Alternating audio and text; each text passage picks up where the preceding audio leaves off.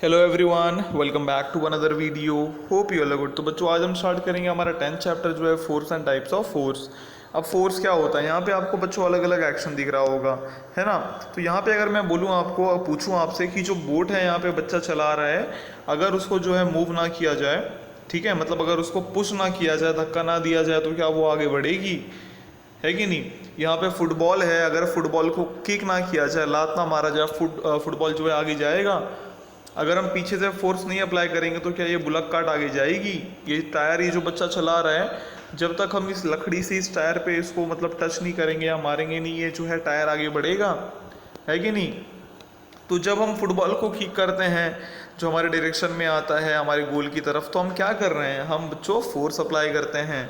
ठीक है, तो हमारे डे टू डे लाइफ में हम बहुत सारे ऐसे एक्शन करते हैं, जैसे लिफ्टिंग मतलब कुछ उठाना, पुलिंग, कुछ एक तरीके से जो है खींचना, साइकिल चलाना और रुक जाना, है ना, किसी लोड को पुश करना, स्क्वीजिंग या फिर बेंडिंग कभी कभी, या फिर व्हीकल चला रहे हैं। तो जितने भी काम हम करते हैं, हम सब में कहीं ना कहीं जो है फोर्स अप्लाई करते हैं इन सारे एक्शंस को करने के लिए। तो फोर्स क्या होता है, तो फोर्स को हम अप्लाई करते हैं एक ऑब्जेक्ट पे टू पुल इट और push it in any manner. मतलब जैसे यहाँ पे कुछ रखा है, और अगर आपको उसको यहाँ पे रखना है तो आप क्या करोगे, उसको पुल करोगे। और वहीं अगर ये जो यहाँ पे रखा है, अगर आपको उसको यहाँ रखना है तो आप यहाँ से पुश कर दोगे। तो जो भी चीज़ें एक तरीके से हमको चाहिए होती है, या कुछ अगर हमको उसका किसी भी चीज़ का मूवमेंट करना पड़ता है बच्चों, हम क्या अप्लाई करते हैं, फोर्स। तो कोई भी ऑब्जेक्ट अपना पोजीशन चेंज नहीं करता अपने आप पे। मतलब जैसे वो चीज़ समझ लेते हैं कि यहाँ पे एक बॉक्स रखा है, तो ये अपने आप यहाँ नहीं चली जाएगा, यहाँ नहीं चली जाएगा जब तक हम उसको लेके ना जाए। तो no object changes is position on its own. अब फोर्स चाहिए होता है ऑब्जेक्ट को मूव कराने के लिए। तो जैसा मैंने बताया, आपको इसको यहाँ लेके जाना है, आप उसको फोर्स अप्लाई करोगे। और force is use to change the direction of an object in motion और टू स्टॉप इट। मतलब जैसे आप बॉक्स इस दिशा में लेके आ रहे थे, लेकिन मेरे को इस दिशा में रखना है, तो यहाँ से मैं जो है, मैं यहाँ से आऊँगा और मैं यहाँ से इस बॉक्स को धक्का लगा दूंगा ताकि ये बॉक्स यहाँ चले जाए। तो मैंने क्या किया, बॉक्स का दिशा बदल दिया। और अगर आपको रोकना भी, जैसे आप लेके आ रहे हो, मेरे को रोकना है, तो मैं रोकने के लिए भी क्या करूँगा, फोर्स अप्लाई करूँगा। तो बच्चों, हम बहुत सारे कामों में फोर्स अप्लाई करते हैं। और अगर शेप चेंज करना है तो भी हम फोर्स अप्लाई करते हैं। यहाँ पे दिख रहा है आपको, ऑब्जेक्ट का शेप चेंज किया जा रहा है। तो जब भी हम ऑब्जेक्ट का शेप चेंज करते हैं, उसके लिए भी फोर्स लगता है। फोर्स कितने प्रकार के होते हैं बच्चों, तो फोर्स कई प्रकार के होते हैं। सबसे पहला मस्कुलर फोर्स।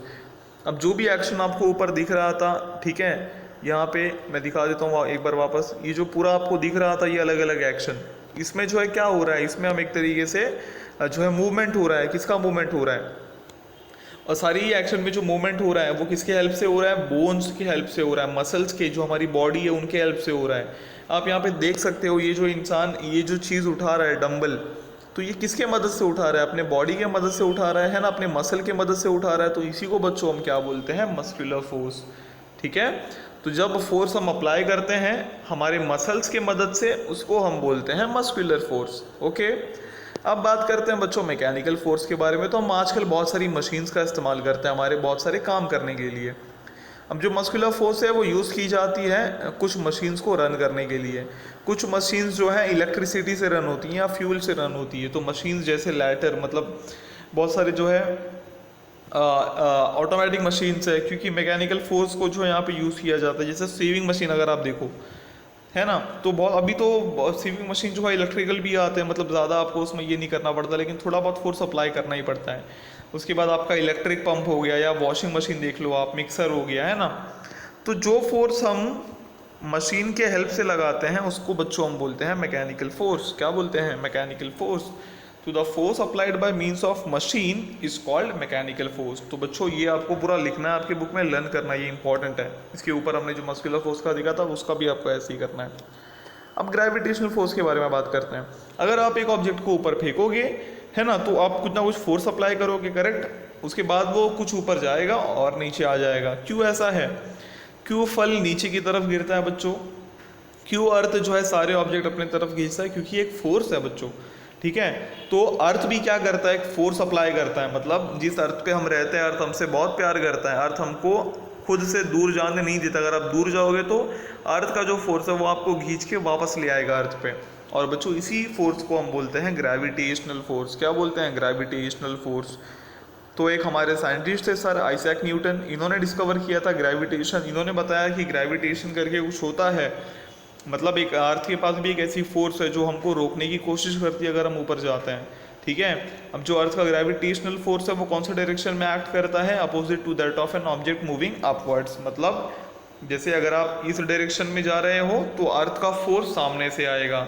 अब आपका फोर्स उतना ताकतवर नहीं होता है कि आप अर्थ के फोर्स को पार कर जाओ, तो ये आपको दबा देगा, मतलब नीचे ले आएगा, ठीक है।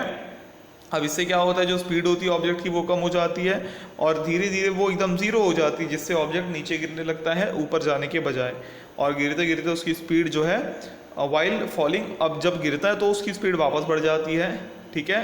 किस वजह से, ग्रेविटेशनल फोर्स की वजह से, ठीक है बच्चों। तो ये आपको ध्यान रखना है, यहाँ पे बहुत सारी एक्टिविटीज़ हैं। अब जो ग्रेविटेशनल फोर्स है वो एम्प्टी सैक पे कम होती है, दैट इज टू से इट वेज लेस, और जो बड़ी सैक है उस पर ज़्यादा होती है। In other words the bag weighs more, मतलब greater force must be applied to lift a greater weight. ये तो आप सबको ही पता है ना भाई, अगर ज़्यादा वजन उठाना है तो ज़्यादा ताकत लगेगा। अगर मैं बोलूँ कि भाई 1 kg उठा लो, आप लोग आराम से उठा लोगे 1 kg का कुछ भी, चावल दाल या कुछ भी। अगर वही मैं बोलूँ आपको कि भाई 50 kg उठाओ, तो क्या आप 50 kg उठा पाओगे? नहीं उठा पाओगे, क्योंकि इतना जितना फोर्स लगाना है आप उतना फोर्स लगा नहीं पाओगे। ओके बच्चों, तो ये भी आपको जो है समझ में आना चाहिए। और यहाँ पे आपको मैं एक और चीज़ बताना चाहूँगा, two way an object it is hung from the hook of a spring balance. मतलब होता है ना ऐसा कि जब हम जो है कोई भी चीज़ वजन करते हैं तो उसको स्प्रिंग बैलेंस की हेल्प से जो है टांग देते हैं। अब जो ऑब्जेक्ट सस्पेंडेड रहता है वो नीचे की तरफ जो है पुल्ड होता है, किस वजह से? ग्रेविटी के फोर्स की वजह से। उसी समय जो टेंशन का फोर्स होता है स्प्रिंग में वो कॉन्स्टेंटली ऊपर की तरफ पुल करता है, और ऑब्जेक्ट जो है रेस्ट पे आ जाता है जब टेंशन स्प्रिंग का क्या हो जाता है, जो टेंशन होता है स्प्रिंग में और जो ग्रेविटेशनल फोर्स होता है ऑब्जेक्ट पे वो इक्वल हो जाता है। इस पोजीशन में जो स्केल होती है स्प्रिंग बैलेंस की, वो जो है ग्रेविटेशनल फोर्स एक दिखाती है जो ऑब्जेक्ट पे एक्ट कर रहा होता है, जो क्या होता है, ऑब्जेक्ट का वेट होता है। और जो ग्रेविटेशनल फोर्स एक्ट करता है ऑब्जेक्ट पे उसको हम क्या बोलते हैं, वेट ऑफ दैट ऑब्जेक्ट। जैसे हमारा एक मास होता है, और जब ग्रेविटी एक्ट करती है तो ग्रेविटी और मास को जब हम साथ लेते हैं तो हमारा वेट हो जाता है वो, ओके। अभी यहाँ पे मैग्नेटिक फोर्स की बात कर लेते हैं। आपको एक मैग्नेट रखना है टेबल पे, एक बड़ा आयरन नेल लेना है, खिल्ला वगैरह ले लो कुछ भी, तो वो तुरंत मैग्नेट पे चिपक जाएगा, है ना। और अभी जो है आप अगर मैग्नेट को अपराइट ऊपर एयर में रख दो नेल से दूर, तो क्या होता है, तो फोर्स, मैग्नेट भी क्या करता है, एक फोर्स एक्सर्ट करता है बच्चों, जिसको हम बोलते हैं मैग्नेटिक फोर्स। मैग्नेट भी क्या करता है, फोर्स एक्सर्ट करता है, जिसको हम क्या बोलते हैं, मैग्नेटिक फोर्स। तो ये आपको जो है ध्यान रखना है। अब फ्रिक्शनल फोर्स की बात करते हैं। अब जब कैरम पीस को एक तरीके से हम फ्लिक करते हैं आराम से, मतलब मारते हैं एकदम आराम से, तो वो कैरम बोर्ड के ऊपर स्लाइड करता है, लेकिन कुछ दूर जाके वो रुक जाता है। वैसे ही एक बॉल अगर एक फ्लैट ग्राउंड पे रोल हो रहा है, घूम रहा है, कुछ देर के बाद वो रुक जाएगा। जब दो सरफेस रब होते हैं एक दूसरे के अगेंस्ट, तो एक क्या होता है, एक फोर्स ऑफ फ्रिक्शन आता है, एक फोर्स ऑफ फ्रिक्शन क्रिएट होता है बच्चों, ठीक है। और वो कौन सा डायरेक्शन में एक्ट करता है, it always acts against the direction of motion. तो जो मोशन होता है उसके अगेंस्ट ही वो एक्ट करता है, मतलब मोशन अगर ऐसा है तो उसके अगेंस्ट वो एक्ट करेगा, ठीक है। जैसे जब हम बाईसाइकिल चलाते हैं और ब्रेक लगा देते हैं तो वो थोड़ा दूर चलने के बाद रुक जाती है तुरंत, तो ब्रेक कैसे काम करता है ना, या किस पार्ट के बीच में फ्रिक्शन प्रोड्यूस होता है। तो जो आपका टायर होता है बच्चों, जैसे आइए आप समझ लो ये आपका साइकिल है, ओके। तो जो आपका साइकिल होता है, ये क्या पता साइकिल लग रहा है कि नहीं, समझ लो।